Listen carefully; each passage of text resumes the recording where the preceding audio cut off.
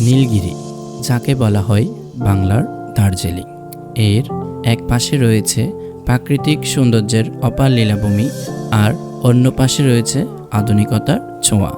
রাত্রিযাপন কিংবা day tour পর্যটকদের কাছে বরাবরের মতোই প্রিয় জায়গা নীলগিরি, যার খুঁটিনাটি সহ সমস্ত কিছু আজকে আমরা তুলে ধরার চেষ্টা করব। চলুন তাহলে শুরু করা যাক। ডাবল হ্যান্ড ভিউ পয়েন্ট থেকে আমাদের গাড়ি আবার যাত্রা শুরু করলো। দূর পাহাড়ের চূড়ায় মেঘেরা জমাট বেঁধেছে। ড্রাইভার সাহেব জানালেন এটি আমাদের কাঙ্ক্ষিত জায়গা নীলগিরি। তখন মেঘ দেখার জন্য আমাদের উত্তেজনা আরও বেড়ে গেল। এখন আমরা নীলগিরিতে এসে বৃষ্টিতে ভেজে গেছি। দেখুন, রহমতের বৃষ্টি, অনেক গরম ছিল, স্বস্তির বৃষ্টি। এখন নীলগিরিতে এখনো ঢুকতে পারি নাই আমরা। বৃষ্টির পর আমরা নীলগিরি ঢুকতেছি। প্রচণ্ড বৃষ্টি ছিল, এখন বৃষ্টি শেষ হয়েছে। আশা করি মেঘের দেখা পাবো।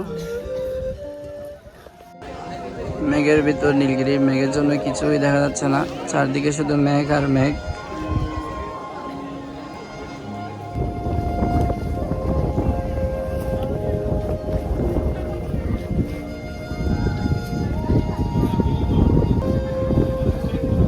স্নাত নীলগিরি, দেখুন মেঘে পরিপূর্ণ, অনেক অপেক্ষারত বৃষ্টি। সারাদিন আজকে গরমে ঘোরার পর অবশেষে স্বস্তির বৃষ্টি এবং মেঘ। দেখুন নীলগিরির অবস্থা এখন। মেঘ দেখতে দেখতে আমরা কিদার কথা ভুলে গেলাম। আপনারা 135 টাকায় নীলগিরিতে দুপুরের খাবার পেয়ে যাবেন, যা এরকম একটি ভিউর সাথে এনজয় করা যাবে। এখন মেঘে ঘেরা নীলগিরি ছিল, এখন আমরা মেঘ শেষ, এখন আবার রোদ উঠেছে। রোদের পর বৃষ্টির পর ভিউটা আরও অনেক জোশ হয়ে গেল।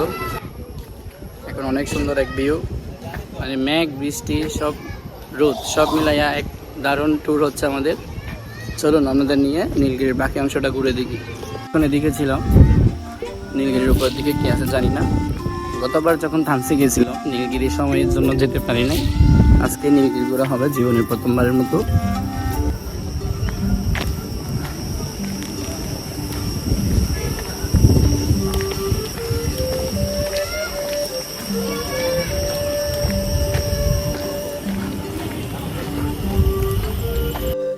ডান পাশের রাস্তাটা দিয়ে তাদের রিসোর্ট সেকশন, যেটা আমরা আসার সময় ঘুরে দেখব, আর বাম পাশের রাস্তাটা দিয়ে হচ্ছে নীলগিরির হেলিপ্যাড। চলুন আপনাদের সাথে নিয়ে হেলিপ্যাডটি ঘুরে আসি। অবশেষে খুঁজে পেলাম we are at Nilgiri photo frame.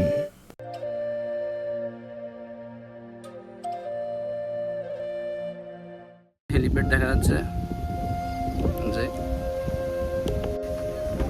অনেক পর্যটক আজকে, সেদিনের পর পর্যটকের অভাব নাই। যেখানে একটি ছবি তোলার ফ্রেম আছে, উই ভিজিটেড নীলগিরি।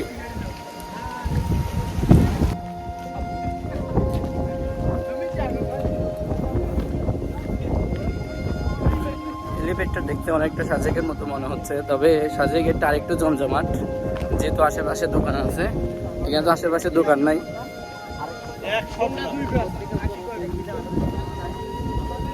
আশেপাশে দোকান থাকলে হেলিপ্যাডটা আরো চুজ হইতো, একটু এনভায়রনমেন্ট থাকতো সাজেকের মতোই। এখন আমরা নীলগিরির হেলিপ্যাডে। মাশাআল্লাহ, অনেক সুন্দর ভিউ। এখান থেকে পাহাড়ের 360 ডিগ্রি ভিউ পাওয়া যায়, যার এক পাশে রয়েছে বান্দরবন শহর, অন্য পাশে থানসি। তাছাড়া এখান থেকে চট্টগ্রাম বন্দরও দৃষ্টিসীমায় আসে।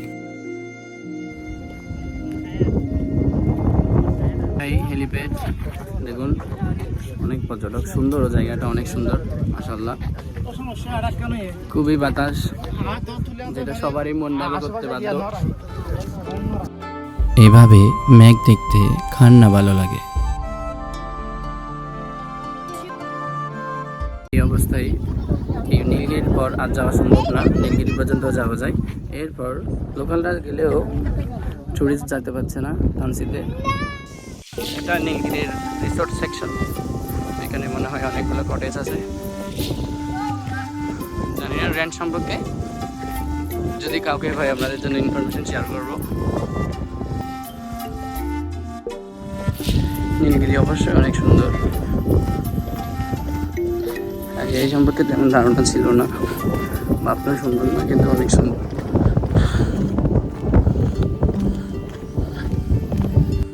কর্মরত এক ভাইয়া থেকে জিজ্ঞেস করলাম, এখানে রেন্ট 8,000 টাকার উপরে।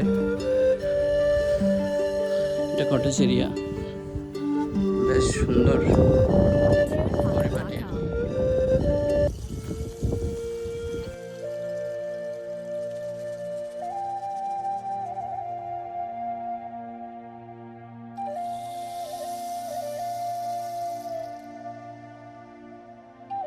আমরা এখন নীলগিরি ছেড়ে যাচ্ছি। সুন্দর ছিল জায়গাটা, খারাপ না, তবে 100 টাকা হিসাবে কতটা ভালো তা জানি না অবশ্য।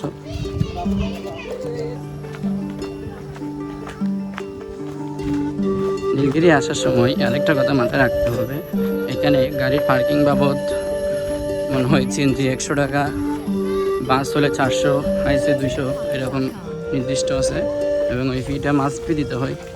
আর জনপ্রতি 100 টাকা করে। আর ছোটো বাচ্চা কাচ্চা থাকলে একজন পর্যন্ত ছাড় দেয়, যা দেখলাম।